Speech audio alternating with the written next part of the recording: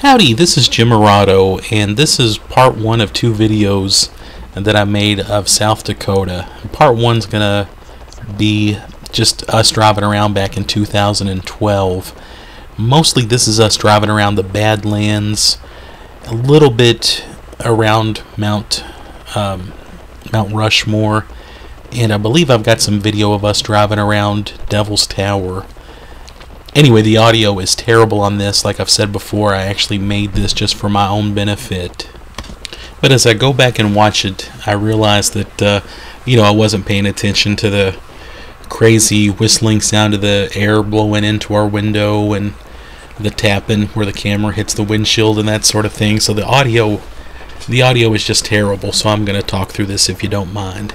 And I thought I would talk about most of the attractions around Mount Rushmore probably on the second video, because I probably get some better video in 2019 than I did in 2012. But I wanted to start out by just saying I remember being young, being in middle school and stuff like that, and I had friends who would go to South Dakota and they would go to see Mount Rushmore.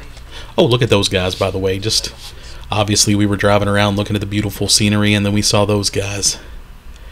Just wanted to stop and point that out. I'm sure you noticed them, though. There's another car that pulls up here in a second, admiring them. But that's the kind of stuff you see driving around the Badlands. Anyway, I remember being young and having friends that would go to South Dakota, and I would think, why would you drive all the way to South Dakota? Like, there's just Mount Rushmore, that's it. And it was always kind of, I thought crazy that people would drive so far away just to see Mount Rushmore. And if you Google map it, if you look it up, you realize that within a very short drive of Mount Rushmore and the Badlands and the Black Hills, there's so much more there. There's natural beauty, there's wildlife. Yeah, that guy's backing up to check them out. Lots and lots of history. There's a whole lot you can do in this area. You get a whole lot for your money. Plus, it's kind of rural. There's a lot to do, but the drive-in is what I would describe as country. Not a lot of houses around. I believe the speed limit in some parts of South Dakota, I want to say, if I remember correctly, is 80. So, I mean, it's just wide open roads, lots of fun, relaxing driving. It's a really nice setup. But yeah, I wanted to mention some of the places that we stopped at. In this first video, I might just mention some of the places we stopped at on our way up to Mount Rushmore and some of the places we hit on the way back. Because it's just such a great road trip. It's like the perfect road trip, getting there, getting back, and being there. One of the places we stopped at as we drove up was Car Hinge, and that's in Alliance, Nebraska. Neat attraction. If you're not familiar with it, it's literally cars. Instead of rocks, they use cars to reconstruct Stonehenge in England. So you have these cars setting around like Stonehenge. It's pretty neat. I'm glad I went and saw it. I'm glad I can check that off my bucket list. I probably wouldn't go back and see it again, though. If I was in the area, I probably would, but I wouldn't go too far out of my way. And it was a little bit off the beaten path. Another place that we stopped at that I really loved, and I wouldn't mind going back again someday, we saw Chimney Rock. Chimney Rock is this big, tall rock formation. I believe it was in Nebraska also. And a lot of early westward going pioneers mentioned Chimney Rock in their journals. Some of them drew out pictures of Chimney Rock and noted it. It was a landmark as you were traveling, as you were going out west. It was just kind of a point of reference for a lot of those guys in their wagons, and just a really well documented landmark. And it's still there. It's not quite as tall as it used to be, though. It's been weathered and cut down several feet. I want to say maybe even 100 feet, 150 feet. But it's still there. It's still very tall. There's a museum by it. I want to say it's maybe just a few bucks to go through the museum, but it was a great museum, and we stopped there and just really enjoyed checking that out. The guy running the place at the time, I don't know if he's still there or not, but back in 2012 there was a guy named Lauren running the show there, and you could tell he really loved being there and talking to travelers and telling them what he knew about Chimney Rock. He really added to the whole experience. It was a lot of fun. And yeah, that was something that was just really cool. We also stopped at, and this is in Iowa, we stopped at the world's largest truck stop. We actually stopped there on our way to and from Nebraska, or not Nebraska, South Dakota, on both of our trips. And it's just literally the world's largest truck stop. You stop, you get gas. They've got several places to eat. Lots and lots of souvenirs. I love that kind of thing. And it's just a neat place. They also have a Caribou coffee. And I love Caribou coffee. If you're not familiar with Caribou coffee, they were once on the verge of giving Starbucks a run for its money. But that chain has pulled back some. It's not quite in all the markets it used to be in. When I lived in Cleveland, Ohio, I loved Caribou coffee. After we left Cleveland, Ohio, Caribou coffee pulled out of that area, probably because I wasn't buying a ton of their stuff. But they're still in markets like Nebraska. I've seen them in northern Illinois. I've seen them a few other places, but they're not quite as common as they used to be. Really cozy coffee shops, though. They always had a fireplace in them. And I always look forward to stopping there when I can. But the world's largest truck stop did have a Caribou coffee, and I just thought that was great. Another place we stopped at, actually in South Dakota, as we were going towards Mount Rushmore, we stopped at Wall Drugs. It's a very, very, very famous tourist area. Stop to buy souvenirs. There's lots of signs that you see for it as you're driving towards western South Dakota. And it's just a famous stop. It's almost like a mall. Oh, okay, yeah, and there's that dinosaur, that animatronic dinosaur, that's at Wall Drug. They have a lot of stuff like that. There's a gorilla playing a piano. There's a jackalope that you can pose on for photo ops. And they've always been famous for giving away free ice water, which kind of made them popular with early tourists. And also they advertised 5-cent coffee, which they still honor that. You can still buy 5-cent coffee there when you stop. But it's a great place to stop, and we stopped there both times we drove out to that area. Okay, and here we are. This is a little bit of video I took in 2012 at Mount Rushmore. And there's Borglum, the man who designed and sculpted Mount Rushmore, an interesting fellow in his own right. Lots of biographies on him out there. Look him up when you can. He also started to sculpt Stone Mountain in Georgia, the Confederate monument. After doing a lot of work on that and raising funds for them, though, he withdrew from that project. He had a falling out with them. That's a fun story, though, to check out. And again, Borglum, Gutzon Borglum, is just an interesting character. I've actually read up on him a lot. I'm just fascinated with him and his life and his work. An obsessed perfectionist artist. And flawed as a human, as we all are. But just a lot of fun to read up on. Also, in 2012 and 2019, when we went to Mount Rushmore, there was a man named Nick Clifford, who was the last living worker who actually worked on sculpting Mount Rushmore. And he was in the gift shop both times that I went. And just a fun, sweet little old fella. And he had a little book. I'm holding it in my hand right now. It's Mount Rushmore Q&A with Don Nick Clifford.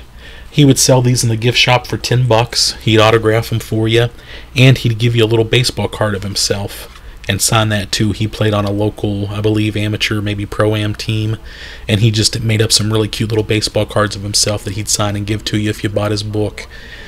Really sweet little person. And he passed away several months ago. I want to say maybe in late 2019, shortly after our trip. And I'm glad I got to meet him. I know in 2019, you could tell he was moving a little slower than he did in 2012. Obviously, he was meeting people at the gift shop there at Mount Rushmore up until the end. And it's a shame that the last living direct connection to sculpting Mount Rushmore is no longer with us. But I'm glad I got to meet him. I bought a copy of his book on each of my trips. I gave my other copy away to a buddy for his birthday. Harry, I hope you enjoy that. You can probably find those on eBay still. I mean, he signed a lot of them. But there's Mount Rushmore. At night, they do a presentation. They kind of light it up with some lights and do a little patriotic movie and recognize veterans and stuff there. We went in 2012 and watched that presentation. It was fun. Avery Brooks was the voiceover person who kind of talked about Mount Rushmore and all. I thought that was interesting. I've always been a Star Trek fan and loved his work on Star Trek, on Deep Space Nine. So that was cool. There's a loop you can walk here. We walked a loop in 2012. It was not open in 2019 when we went because they were doing some construction. But there's a loop. Yeah, you can walk this loop, and it takes you to Borglum's studio, where he was kind of mapping out what he wanted to do with Mount Rushmore. And there you can see that's out the window. There's Mount Rushmore, and then there's his kind of prototype of what he wanted Mount Rushmore to look like. You may or may not know Mount Rushmore is not finished. He had bigger plans for it. He planned on doing the torsos of the presidents. Well, his death, World War II, lots of stuff happened, and it just was not finished. However, it looked great in the state it was in, so it's pretty much finished, even though it's not his ultimate plan. Right there in that case, I zoomed in on them, you can see some bookends. Those bookends were sculpted by Borglum. He sculpted 4 bookends, one of each of the 4 presidents, on Mount Rushmore. And he made molds of them, and he would give those bookends to his friends for Christmas. Those bookends, actually, he sculpted his signature into them. And now, in the gift shop there and a couple of other places around Mount Rushmore, you can buy casts from his molds of those bookends. On our trip in 2012, I saw those, and I thought those were so cool, but I didn't want to pop for them. But then when we went back in 2019, I saved up a few dollars, and I made sure to buy a Teddy and an Abe, and those are 2 of the coolest things I own. We got some more wildlife there,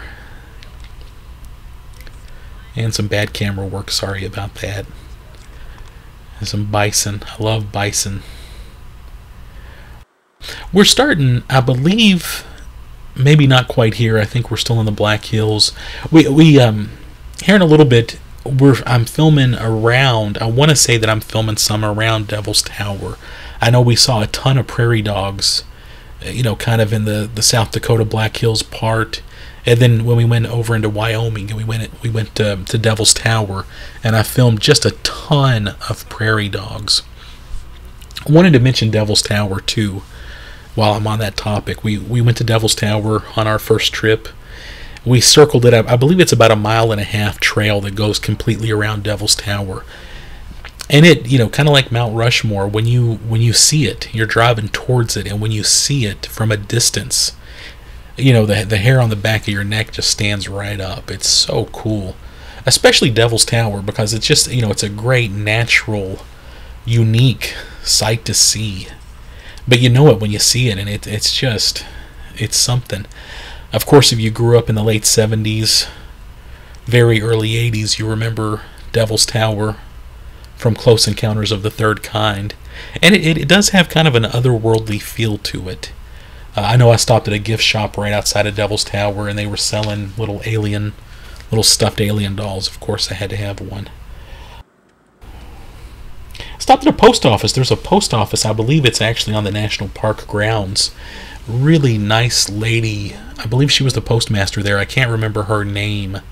But I stopped and ended up talking to her for a very long time. A lot of postmasters appreciate postal history, and they appreciate talking to people who care about postal history. And I stopped there and got some postmarks for my collection, and just really enjoyed talking to her.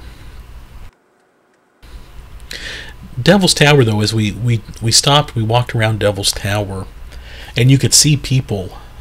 You could see, mountain climbers on the side of Devil's Tower going up it.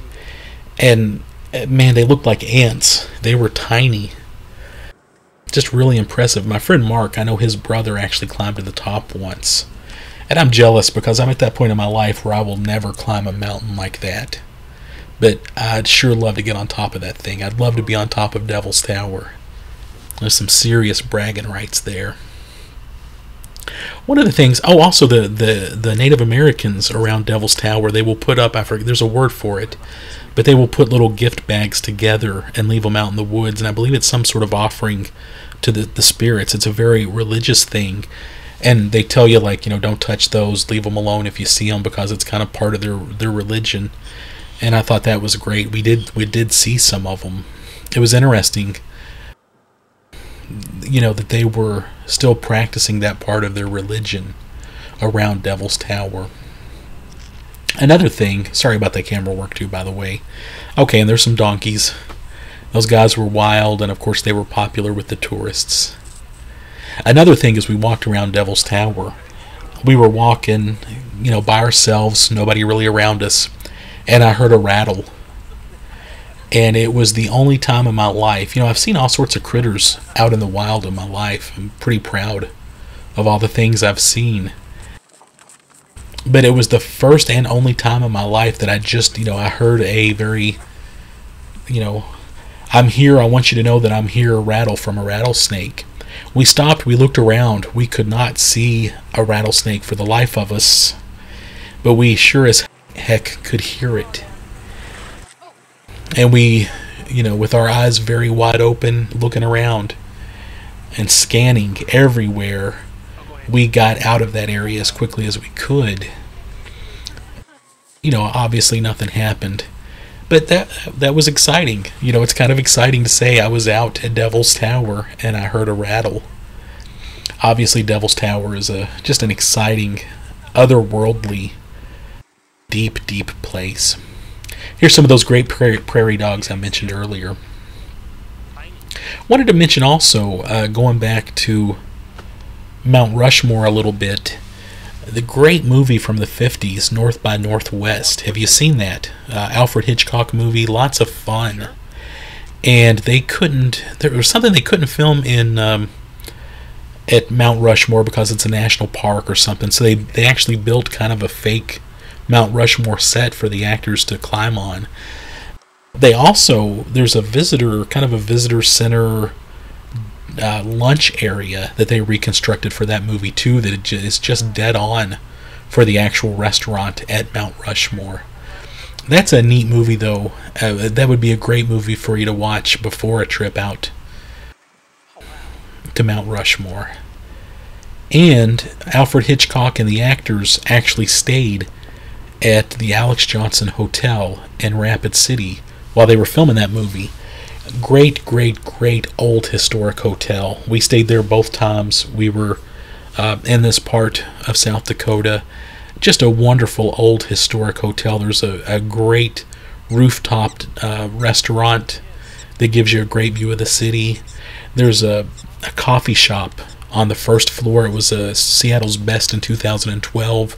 It's now a Starbucks. Really cozy place to hang out, and it has that old 30s, 40s, 50s kind of vibe to it.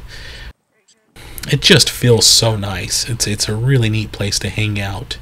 Lots of old Native American inspired artwork around the building. They'll give you a little historic flyer on it. You can do a little self-guided tour and see what's going on. Check out the Hotel Alex Johnson. Really, really good people work there too.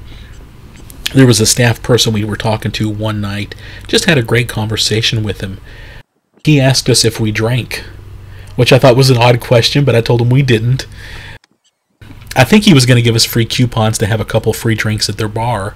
And when I said we didn't, he actually gave us coupons. Oh, look at that. Look how cute that guy is. Anyway, since we didn't drink, he gave us free coupons to go get basically chocolate medallions. It's like a candy bar at their specialty chocolate shop that's inside of the Starbucks. It was some great chocolate, and I thought that was really generous that they give out little coupons like that to people who come and talk to them. Just a really nice place. The Alex Johnson Hotel, Alfred Hitchcock stayed there, presidents have stayed there. It's a beautiful, unique old hotel, and you should stay there when you're in the area. It's older. It's made for smaller people. The rooms are a tad small than what most of us are used to, but they're very historic, and it's a treat to stay there. And I wanted to make sure I mentioned them. Wanted to mention a couple of other books that I enjoyed looking through before our trips. There's an author, and I got to look this guy up, T.W. Griffith. He wrote Outlaw Tales of South Dakota. He also wrote Outlaw Tales of Nebraska. Just some great stories about old cowboys in those areas. The covers alone, beautifully painted covers of cowboys on horses. Great stories of old, cowboy type characters in the Old West in those states. He also updated the second edition of It Happened in South Dakota. Patrick Straub, continued by T.D. Griffith. Great intro book to the history of South Dakota. You'll get Wall Drug in here. You'll get Crazy Horse Monument. You'll get anything you want to know. Just the must-know history of South Dakota. And one other book, while I'm at it, not too long ago I read, I've not seen the TV show Longmire, but Craig Johnson, he's the author of the books that the TV show Longmire is based on. I got to admit, I bought this book at Half Price Books for a few bucks because I loved the cover. There's a great painting of Longmire in front of Devil's Tower. And I bought it because I got a good deal and I liked the cover. This Craig Johnson guy can write a darn good book. I'm going to have to read more of his stuff. I don't read a lot of fiction. I like history. I like true stuff. I like weird stuff. But this, I'm going to have to watch the show too. Just because this guy writes some believable characters. Just a good fiction book to read if you're going to be, in that area of the U.S. Kind of a fun detective kind of story about young guy kind of wipes out on his motorcycle. Looks like he might be dead or gonna die, and they're investigating, trying to figure out who did it. And it's during It's during the bike rally. It's just a fun book. I'm not going to recommend much fiction, but this is definitely something I'm going to recommend. Oh no, I wanted to say too, on this first trip out in South Dakota, we stopped at Deadwood, and we kind of did a date. Oh man, how cool is he? I'm sorry, we stopped in Deadwood, and we just spent a day there, seeing the Old West landmarks. Just checking stuff out. It's a cool town. It's definitely a place to check on. Lots of casinos. Casinos basically came in and raised money, through taxes and that sort of thing, and sort of saved a lot of the historical buildings in that city. And it's kind of fascinating how the history and the more modern casinos have worked together. But that's an interesting town. But it's another, when you go there, you see it. I'm not sure if it's a must-see again on another trip. I would definitely go back again. But you can kind of see it, within a half day, a day, and check it off your bucket list. I'm not a gambler, but I'm fascinated with casinos, and there's a lot of them there.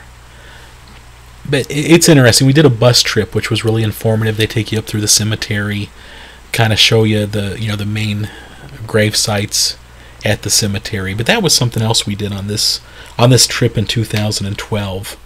Another thing we did that I really loved, we went to the Mammoth site, which I want to say is about an hour south of Rapid City. The Mammoth site. And a lady named Kyla Ann, she was working at Crazy Horse Monument, and she suggested, we were talking to her, and she's like, oh yeah, go to the Mammoth site, trust me, go to the Mammoth site. We rearranged our trip a little bit and went to the Mammoth site, and that's something, again, our first trip to South Dakota, it was not on our radar at all. But after hearing about it, we thought, yeah, we got to check this out. It's literally a dig site where they found, I want to say, around 60 mammoths, several other animals, you know, the bones and the remains and the fossils. And it's a dig site, and when they find these fossils, they pretty much leave them there and then kind of keep digging around it. So you pay, I don't know, it's not a lot. I mean, you know, it's maybe, let's say $10. I forget how much a ticket is, but you pay, and you know, they kind of take you on a tour around this site, and then you can just hang out, look around, keep looking, taking pictures. Some more bison. God, I love bison. So yeah, the mammoth site. If you're going out west, check out the mammoth site. There was a young man named Brandon there. The first time we went, he was, man, I want to say maybe 16. He was homeschooled, and he worked there, and he was so enthusiastic and so excited about showing us the mammoth site. Really added to the experience. But that was something else that we checked out on our first trip out to Mount Rushmore. Oh, and I wanted to mention, I know I've just got a few minutes left on this set of videos I made. I've still got quite a bit to say, especially about Rapid City, and I'm sure I've still got more to say about the Hotel Alex Johnson. But on this, especially on this first trip we made back in 2012, we were really into baseball at that time. I still love baseball, not like I used to, though. I soured a little bit just on pro sports, especially lately. I still love the independent professional leagues, but yeah, we were really into minor league baseball at this time, and we stopped at several minor league ballparks as we drove up to South Dakota and back. We stopped on the way up. We stopped in Peoria, Illinois, and they have, I believe it's a single A Cubs team, maybe Cubs or Cardinals. It might have been going through a transition. But we stopped at their ballpark. Peoria is a neat little town. That's a town that I want to experience more of. And I'm sorry, let's check out those bison. I just love bison. Anyway, we stopped at the Peoria ballpark, and we didn't go for a game. We were just driving through. We realized the ballpark was close by. Most ballparks, especially lower level minor league ballparks, you can stop and just go, hey, can I look around? And they'll let you look around. They'll open their gift shop for you. They're always looking to accommodate a fan, you know, maybe make a sale in their gift shop. Peoria was great, though. It was a neat little town, and their ballpark was just, it was really pretty. I talked to several people there that day who were just happy to talk baseball. And I went into their gift shop, and they were just wonderful, wonderful people. We went to check out. You know, I bought probably a T-shirt or, you know, something. I bought a few little things, you know, enough to probably make them happy that they opened the gift shop up to me that day. And the girl checking me out said, "Oh, and by the way, everything's 30% off." You know, they didn't have to tell me that. They could have charged me full price. I would have been happy. But I thought that was pretty cool. Thing was, though, they had some game used jerseys there that were pretty affordable already, and I thought for 30% off, I'm picking up a game used jersey. So that was a nice stop. And then I remember we stopped in Davenport, Quad City. They had the Quad City Bandits, and we stopped there and saw a game one evening. And man, is that a beautiful park if you ever get a chance to go there. It's urban, and there's a bridge in the background, and it's just a really attractive ballpark in the middle of the city. And by the way, check out those bison and just people driving by them and stuff. They're just so big and beautiful. It'd be great if we could see more of them all over the place. I'd love to see them make more of a comeback. But yeah, Davenport, their ballpark was just really special, and we had a great time there. We also stopped in Omaha, and I'm sure I'll talk more about Omaha in the next video that I'm going to make here in just a moment. Omaha's a great town. I really, really love that town.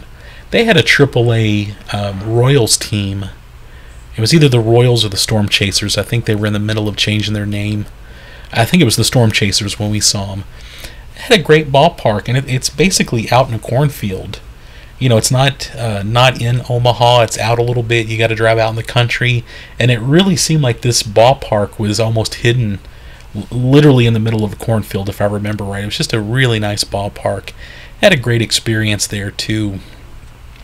And I mentioned that we lived in Cleveland, Ohio for 10 years. I was a big fan of the Indians during that time. One of their legendary players, he served in World War II, Bob Feller. Just an amazing pitcher who lived for forever and was a big legend, for the tribe. He was from Davenport, Iowa, and there's a Bob Feller museum. And while we lived in Cleveland, we got to meet Bob Feller a couple of times. Really, really sweet old guy. And just a legend. Well, in his hometown of Davenport, Iowa, they have that, like I said, that Bob Feller museum. We got to go out to it on this trip back in 2012. And Bob Feller had actually just passed away, I want to say a few months before we made that trip. But it was so cool getting to go out and go to the Bob Feller Museum. So that was just a neat little side, fun side trip for a baseball fan. And they still had Bob Feller was a generous autograph signer. I've got several of his autographs. He'd usually sign for like $5 at the team shop a couple times a year. I think a few times, he'd sign for free. He wasn't a guy obsessed with getting money for his autograph. I think he was mostly doing it just to get out and see people and just to be a nice guy. But that was a real treat. Anyway, it looks like this video is coming to an end. I'll put a second part up probably when I put this one up. So thanks. Yeah, I'm good with it.